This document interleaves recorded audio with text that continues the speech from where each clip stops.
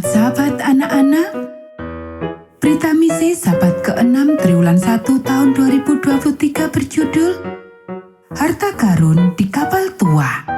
Diceritakan oleh Precious dari Uganda. Precious menangis ketika ayahnya menuntunnya melewati gerbang sekolah asrama Masai Advent hari ke-7 di Uganda. Ayah, sepertinya kita tersesat, dia berkata.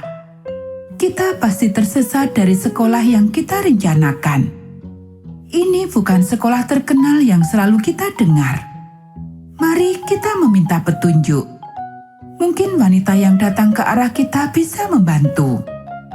Precious ingin belajar di gedung-gedung indah sekolah populer yang pernah dia dengar.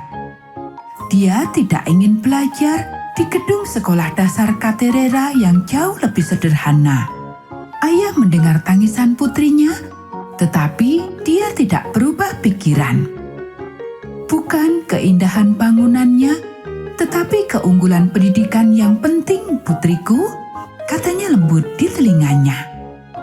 Dia mengatakan bahwa anak-anak yang bersekolah di sekolah populer tidak belajar sebaik anak-anak yang bersekolah di sekolah Advent. Precious menggigit lidahnya. Dia memutuskan untuk diam. Tetapi wajahnya menunjukkan ketidakbahagiaannya saat ayah mendaftarkannya di kelas di sekolah yang tidak terkenal itu. Dia akan tinggal di asrama sekolah dan makan di kantin sekolah. Ketika ayah melambaikan tangan di gerbang, air matanya mengalir deras. Mengapakah ayah tercinta memilih untuk memenjarakan saya atas nama sekolah? Semburnya, ini konyol.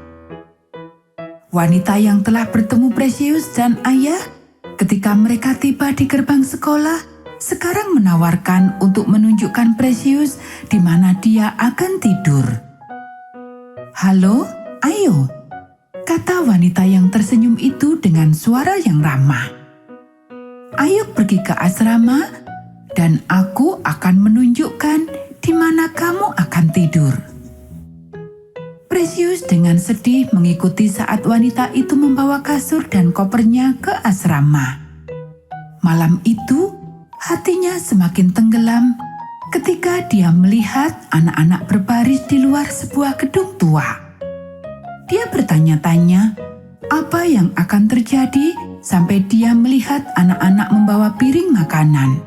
Dia menyadari bahwa itu adalah kantin sekolah. Malam itu, dia makan makanan vegetarian untuk pertama kalinya dalam hidupnya.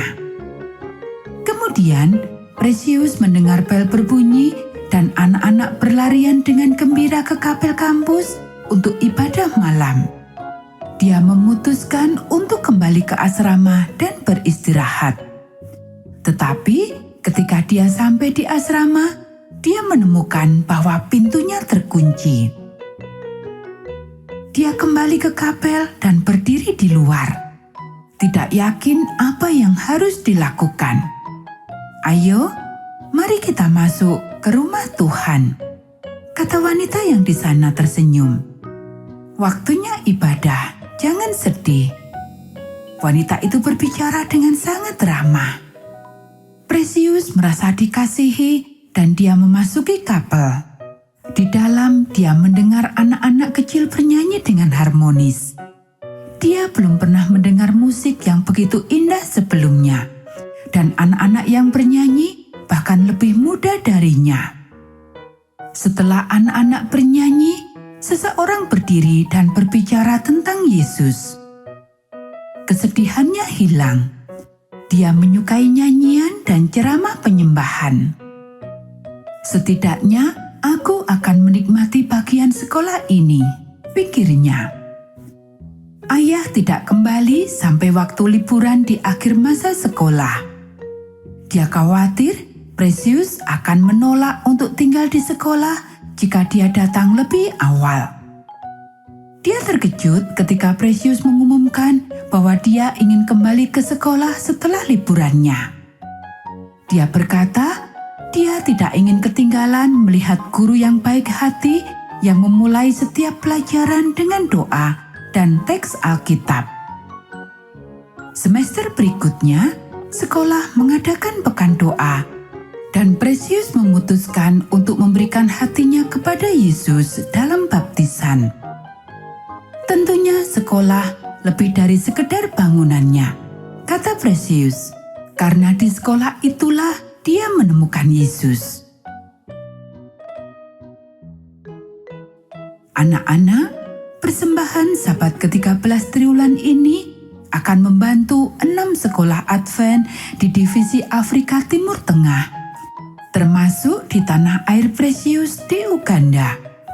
Terima kasih telah merencanakan persembahan yang murah hati.